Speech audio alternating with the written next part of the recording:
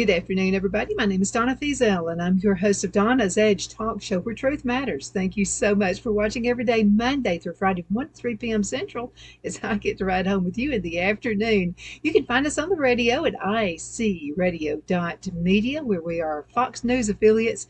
You can also find us on television, Abundant Television, where we're syndicated on Roku, Apple TV, and Amazon Fire. And don't forget the podcast on thenewscasters.com. Again, it's always so good to be with you. We've been talking lately about the real estate market. What to do, what not to do if you're buying or selling your home is going to be the topic for today.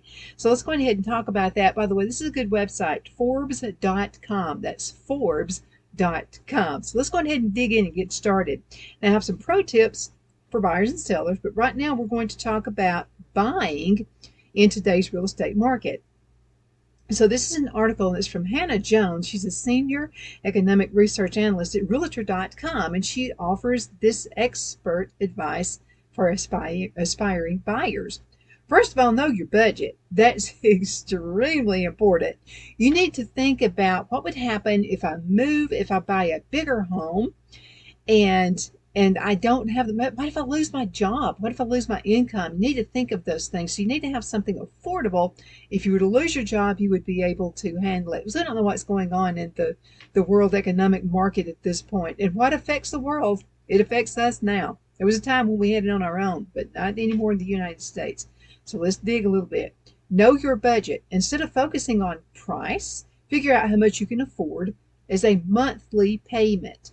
Your monthly housing payment is influenced by the price of your home, your down payment, mortgage rate, long-term, and the home insurance and property taxes. So that's important too. If you're moving out of state or if you're moving in any other part of the area within your state, know what the taxes are going to be because they're higher in some areas than others. And I'm just telling you, in today's world, the taxes can spike up. So let's talk about this just for a minute. And this is about when you buy your home, the down payment, put down as much as you possibly can, and also shop prices with people. Just because they give you a particular price, let's just use an easy number, $200,000, and you have in your budget for $150,000. You might be able to stretch it some. So what you can always do is talk with your real estate agent and get a good real estate agent too, by the way. So talk about stretching that with your real estate agent and just ask them, would they go down to 175? Your budget's 150, but maybe you could stretch it to 175 and get a $200,000 house for 175. You never know until you ask. Okay, be flexible about home size and location. So a lot of people now are looking to move out into the country. They want to buy their own land. They would like to have a stretch of land that they can homestead on, which is admirable for you to do. But if you've never done that before, if you've never had a garden, if you've never had a bunch of land to keep up with, you really do need to do some research on that to make sure it's doable.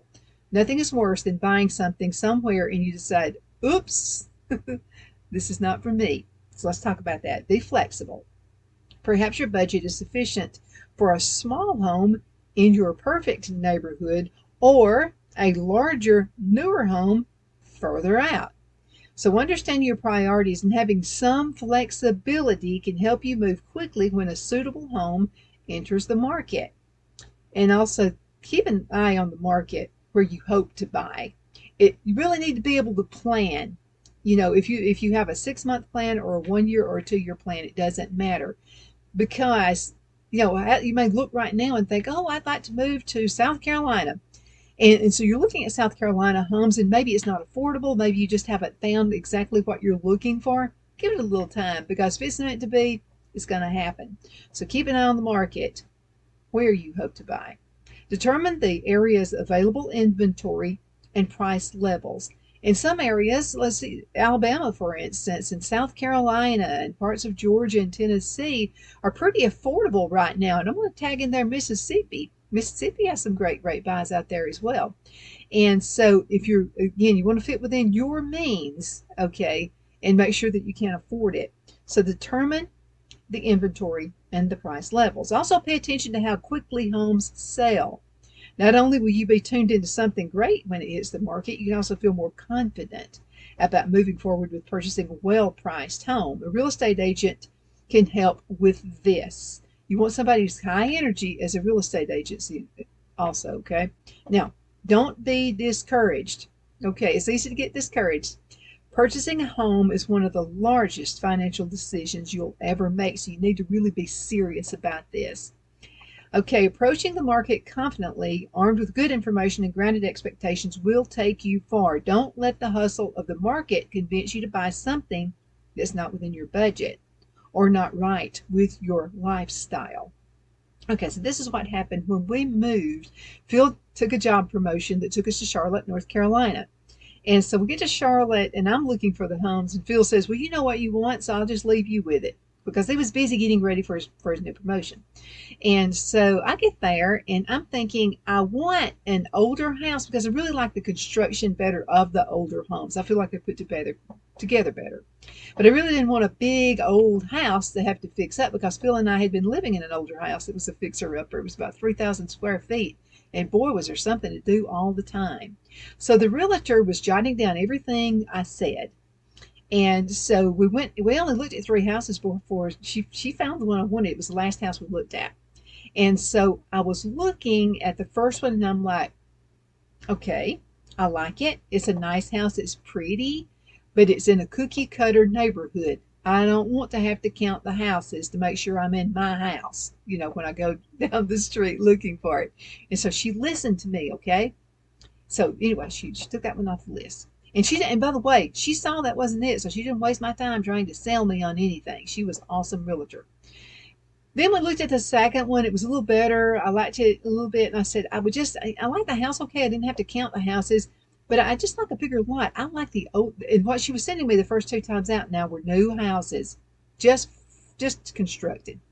Nobody had lived in them before. I mean, but they were missing something. They were missing my vibe. Again, I like older houses. I like the character of an older house.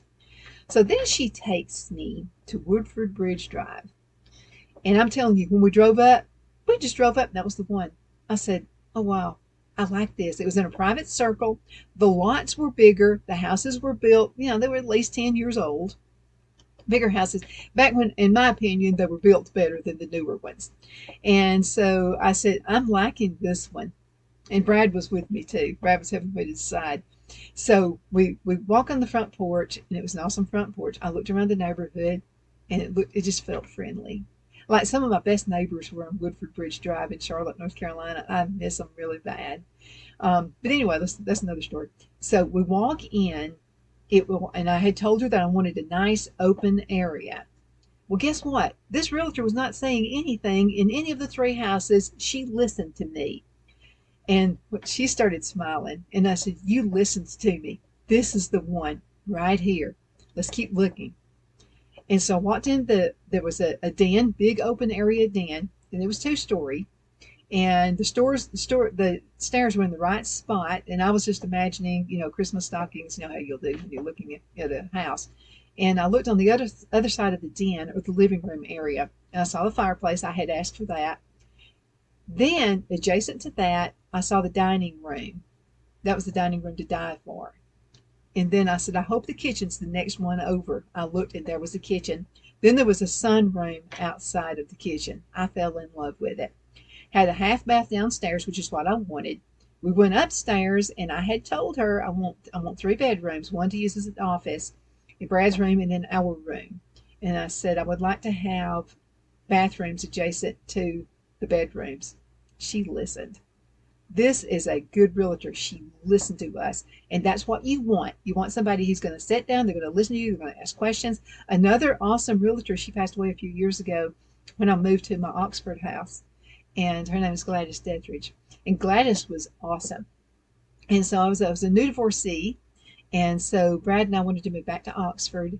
And so I was looking, I said, I'd like to have a Taj Mahal wannabe. I said, because I can work, I want good bones. But I can't afford a brand new spanking house right now. I want something I can fix up, something that I can actually do. This is long before Phil came along. And so she takes me to this one house. And the only thing I didn't like about this house is it was too close to the road, but everything else was fabulous. So be flexible, okay? Because I had said I want the house to be off the road a bit. And so when Miss Gladys takes me to this house, she said, now I know you said that you wanted it off the road a bit, but everything about this house is exactly what you told me. And so we walked in, and I said, this is the one. Even though there was, it was crazy. It was like, even though wallpaper was hanging, they had wallpaper actually on the ceiling from back in the day. Even though wallpaper was hanging off the ceiling, wallpaper was coming off the walls. I walked in, and that was the one. And she said, you're okay with this? And I said, this is just cosmetic. I said, but I have a friend who's a builder. His name is Bobby Cooper. I said, I'll get Bobby to come by and look at it before I make a decision. I said, but this is what I want. I can take wallpaper off. I can paint. And there are things I can put wallpaper on. I can do all those things. May have to get some help with the floors, but I can do everything else. And the ceiling looked really good, once the wallpaper was off. I looked over to the right, those sliding doors. Oh, big old, this house was built in 1885. And it was pocket doors, and it was just like to die for. And I looked over to the right, there was the living room. Then we had the foyer, of course, and then I looked over into the other part of the house, over to the left. That was the dining room, and it had the same pocket doors. I mean, this house was awesome. So they wanted $48,000, I think. No, they wanted $38,000 for it. Now this is back in 1980s, okay? $38,000 for it. Had Bobby come over, and Bobby looked, and he said, if you don't buy it, I'm buying it. So I said, tell her I'll give her $28,000. She said, no, that's an insult. They're not going to take that. So this is another lesson you can learn. Okay. And she said, that's an insult. They're not going to take that. And I said, just ask them. So, because I was expecting to go up and down, up and down, up and down. I didn't think they would accept it. They accepted it. They accepted my price. And I said, I want it. Let's do it now before they change their mind. And what I didn't know is this couple had owned this house for decades. And to them, $28,000 is a lot of money. And they just wanted to hurry up and move. And they wanted to go to Georgia and live close to their daughter. And, some parents actually do that. The kids don't have to move to them. They move to the kids. So that was a good thing. And so it was hard for me to leave that house because I loved it so much. And so just be flexible. Again, was I crazy about the it being that close to the road? It wasn't bad, but I'm just saying I wanted my imagination. I had it pictured off the road. But anyway, I loved that house. Just be flexible. Know your realtor. Make sure it's somebody who's going to listen to you and not somebody who's going to try to sell you something. Let's go into a commercial break. We're a little bit behind. We'll be back in just a few minutes. So hang in there, okay? Twin City Used Car Sales has been serving drivers in the Northeast Alabama area for years with a quality selection of late model used cars, SUVs, and pickup trucks. On top of our extensive selection and competitive prices, we offer professional auto financing services for used car buyers of all credit levels. Whether you've just begun your search or you're ready to secure your next vehicle, at Twin City Used Car Sales, you will drive away with the vehicle of your dreams. The sales and finance staff at Twin City Used Car Sales looks forward to serving you, and you can apply for financing online before your visit to our used dealership in Gadsden, Alabama. Check us out on the web at twincityusedcars.com or go by our location at 901 First Avenue, Gadsden, Alabama. We sincerely look forward to serving you.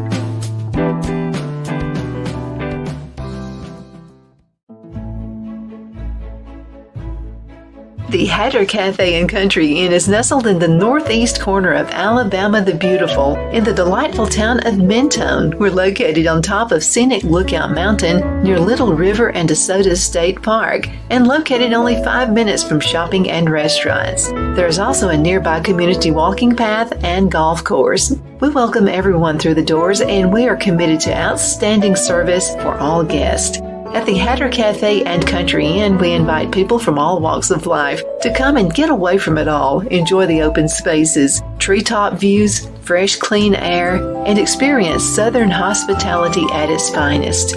We look forward to hosting you. To reserve a special event, or if you would love a special getaway at the Country Inn, you can call us at 256-634-2018.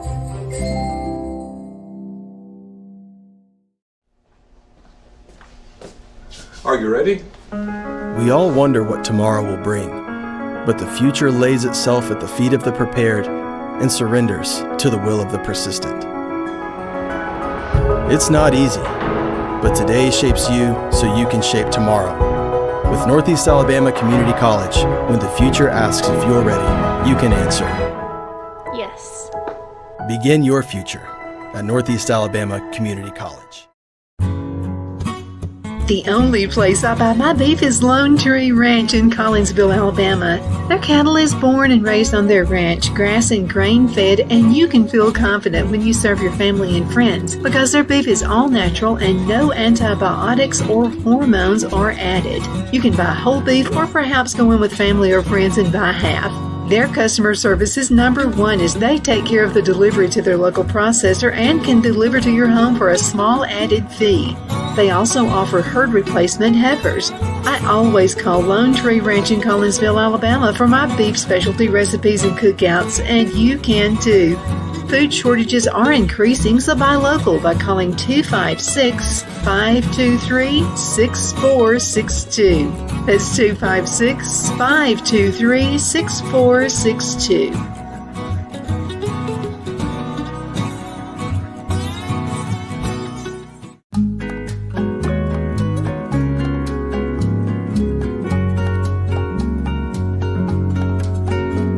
At Lamone's Mexican Restaurant, located in Henniger, Alabama, and voted Best Mexican Restaurant of DeKalb County, Alabama 2020, we're here to serve you with authentic Mexican cuisine. Order easily online by going to lamonsmex.com or call 256-657-3999 to place your order.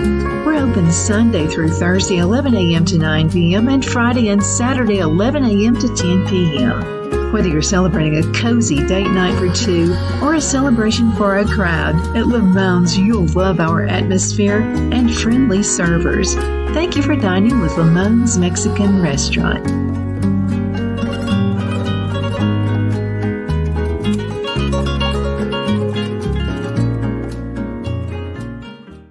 We're back. My name is Donna, and I'm your host of Donna's Edge Talk Show, where truth matters. Thank you so much for watching every day, Monday through Friday, from 1 to 3 p.m. Central. I get to ride home with you in the afternoon. It's always so much fun. So a lot of you send emails, and you say, Donna, I would like to talk about a particular product or a particular topic, and I'm doing that for you. So what I want you to do is, if you have any subjects that you would like for me to entertain, and to do a little research for you, I'll be glad to do that. This is several of you have asked about real estate, so you're either thinking about moving or you're thinking about selling. So you can always send an email to Donna at donnasedge.com. That's Donna at donnasedge.com. So we're talking about tips on buying a house. We're going to talk about tips on selling a house. So this is important too. So these are pro tips for selling in today's real estate market. This is a little different than it was 10, 20 years ago, a little bit different. Economy, we got all these things we have to consider. So this is actually an article written by Gary Ashton. He's the founder of the Ashton Real Estate Group of RE/MAX Advantage. So this is his expert advice on this. Okay, so what you need to do is research comparable home prices in your area. Okay, sellers need to have the most up-to-date pricing intel on comparable homes selling in their market. Don't overdo it and don't underdo it. Let me tell you something. Overdoing is bad enough, but if you undersell, people are going to wonder what's wrong with that house. What are they hiding? What have they not told me about? So you need to be like right on tone with everybody else. Know the market competition and price the home competitively. Now, in addition, understand that in some price points is a buyer's market. You'll need to be prepared to make some concessions, okay? And it really is variable. I know for the most part, our northern states, folks north of us, would be able to sell their homes a lot higher. Now people seem to be wanting to move away from your New Yorks and from your Californias, and so it makes it a little bit more competitive for us folks here in the South. So that's something else to think about. You need to do research too. Don't depend on your realtors to do everything for you. So talk with a realtor, make sure you're on the same frame. And this is another thing about realtors. If they're doing all the talking and they're not letting you talk, you're going to have an issue down the road. Okay? The two realtors I told you about, awesome, awesome ladies. I mean, fabulous. They sat at my kitchen table. We sat down and we talked. And so they did most of the listening. I did most of the talking. But now let me tell you about realtors. Sometimes they just don't know what questions to ask. if you've got a realtor who wants you to typically walk through what would be the perfect house for you, that's the one you want to get with, okay? Now, when we moved from Oxford to Charlotte, let me tell you what happened here. I had a yard sale, and so we were going to wind up with two house payments. Now, the Oxford house was almost paid off, but we were going to wind up with two house payments. And so I'd been saying, God, please let this house sell. So I didn't want two house payments. So we had a yard sale, and selling, giving away, practically giving away, because didn't want to take everything with us, because we wanted to go and buy wanted to buy a new bedroom suite and a new living room suite. So I practically had this furniture out there just giving it away. And so a lady walks up at my yard sale. Phil laughs at this. I actually sold the house at the yard sale. So she walks up, nice lady. She works at the Anderson Army Depot. And she said, I've been meaning to stop. I just haven't had time. I work all the time. She said, do you mind showing me your house? And I said, I'll be glad to. And so we walked inside, and I was showing her, and I was giving her the experience of living there. Ask her how many kids she had. Sometimes I think I should be in real estate. So I said, how many kids do you have? And she said, I have two teenage boys. I said, okay, cool. I said, let me show you the bedroom upstairs first. This is my son's bedroom. So I let her go, and she just fell in love with it. The rooms were, it's an older house, built in 1885. We talked about that. 15 by 15 rooms, and the ceilings were 12-foot ceilings. I mean, it was just like awesome. And then I said, this has been the perfect room for him. He absolutely has loved it. But I have to tell you what I got her on. She looked at one of the doorways. There were two doors in his bedroom. There was one that had, when he was 6 years old when we moved there, and it had on up until he was like, pretty big kid. And I had, every year for his birthday, I would get a marker and I would write his height, and I would put 6 years old, 7 years old, 8 years old. I had it all the way up that she said, oh man, you sold me just on his room. And the hallway was really big. And I said, when he has his buddies over, which, they're going to have buddies over, the hallway was enough to be like a huge room. And I said, they could land here. And then that way they're not going to be disturbing you. And then we went down, she saw the kitchen. We just had the kitchen redone. Oh, she fell in love with the kitchen. She bought it. But I sold the house at the yard sale. So the next morning, what was so funny is the realtor called and said, I have a contract on your house. And I said, is her name Brenda? And I won't tell you what the last name is. And he said, now, Donna, you signed a contract. And I said, I know. You get it, but I sold it. You didn't. Okay, so we talked about if you're selling your home. We got enough time, so let's handle this. Make sure your home is in top-notch shape. So homes need to be in great condition now to compete and create a strong online curb appeal. Well-maintained homes and attractive front yards are major features in what buyers are looking for. Also, I want you to think about this. Okay, so I looked at homes before, and they had clutter. They had pictures of their kids, their grandkids, or whatever. They would do. You need to remove your pictures. The buyer needs to feel like they need to have this feeling of what it would look like if they were living in your home. So any personal things, grandmas, doilies, and stuff like that, all that stuff needs to be removed. And that's how we sold our home so fast from Charlotte when we moved back from Charlotte back to Alabama again. And so you want the buyer not to imagine you living in the house. You want the buyer to imagine them living in your house. So make sure it's in top-notch shape, okay? If you have need to clean the tubs, you need to clean the bathroom, you need to do all that stuff. Keep it clean. You're going to clean this house more than you've ever cleaned it for in your lifetime. Make sure everything is clean. Make sure everything is neat. Make sure the bed's made up every day, by the way. That's what we still do it. First thing we do when we wake up is we make up the bed, because we're going to get busy doing other stuff and we won't make up the bed.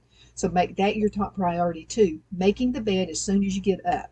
Have the kids doing this too. Okay, well-maintained homes and attractive front yards are, again, why a person would buy your home. Now, work with a local real estate agent. You need a real estate agent or team with a strong local marketing presence and access to major real estate portals that can offer significant value and help you land a great deal. You want to talk with a realtor who knows your area. For instance, if I were to move, I would have to have good internet service. I mean, because we host the show and I have a studio out of my home. And I mean, that was a maker or breaker with me before we moved here. I had to have I had to have good internet service. And a lot of people now are working from their homes.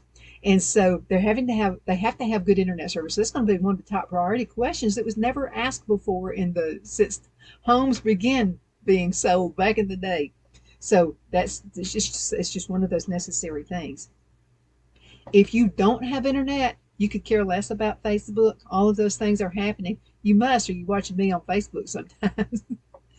But if that's just not a priority for you, you need to do a little research yourself if you're selling your home, and just find out, what kind of internet can I get here? Talk with your neighbors who have internet. Find out who they're happy with and who they're not happy with. That way, if somebody wants to buy your home, you'll have that information. If your realtor doesn't know, they should know. But your realtor just really isn't informed on stuff like that. You need to educate the realtor and just say, well, I talked to, say, Roger and Mary across the street over there, and they're using blah, blah internet service. And they said it was a good one. They said they rarely, you're always going to have a problem. Real estate's not perfect. And also, internet's not perfect. So always have the answer before they ask you, okay? Now, here's the last one. Don't put off issues that require attention. Prepare the home by making any repairs or improvement. Even if a light bulb is out, you need to change it. Okay? Simply, if you got a chandelier and half the light bulbs are not working, I don't know why that should be a deal breaker, but it is sometimes. I've heard people mention to me, you know what, so-and-so didn't buy my house because I had a light bulb out. I know they thought something was wrong with the house. They just hadn't changed it. That's all. And also, by the way, if you're planning on keeping, like I do, I keep my light fixtures because all of my chandeliers and all of these have been anniversary presents from the past that Phil bought for me. So I keep them all. So when I move, they go with me. And that's what we were completely clear about that. I had a realtor tell me one time that the deal didn't happen because the woman fell in love with the chandelier that was in the dining room. And they said, oh, no, we're taking that chandelier with us. And she said, oh, then the deal's off. Literally, she could have bought one. But anyway, the woman, it was a deal breaker. Okay, removing any objections that buyers may see helps focus the buyer on the positive attributes of the home. And it does. Again, if you've got a leaky faucet, they walk into the kitchen or into one of your bathrooms and it's drip, drip, drip. That could be a breaker. Okay, so make sure all those things are in place. I got to go. I can't believe this. My name is Donna, and I am your host of Donna's Edge Talk Show, where truth matters. You can find us on television, channel 182 on Charter Communications, and Abundant Television, found on Roku, Apple TV, Amazon Fire. Don't forget the podcast at thenewscasters.com, and remember to send those emails. Donna@donnasedge.com. Thank you so much for watching. You make my day, and I love hearing from you. So again, thank you so much for watching. My Towels solved the problem that we've all had with towels. You go into the stores and they feel lotiony and soft, but then you get them home and they wind dry you. That's why I made My Towels. They actually work, they're soft, and they absorb. And now I'm excited to announce 2 brand new lines of My Towels. What makes them the best towels ever is they're now made with 100% long staple Shapir cotton. This is a combed ring spun cotton that makes My Towels even softer and more absorbent than ever. And now you get a 6-piece set for an amazing introductory sale price as low as $29.98. So go to mypillow.com or call the number on your screen. Use your promo code to get My Towels for only $29.98. Or you can get my designer premium line for just $20 more. Either way, you save 50% now on all My Towels. They actually work. What a concept. This offer won't last long, so please order now. mypillow.com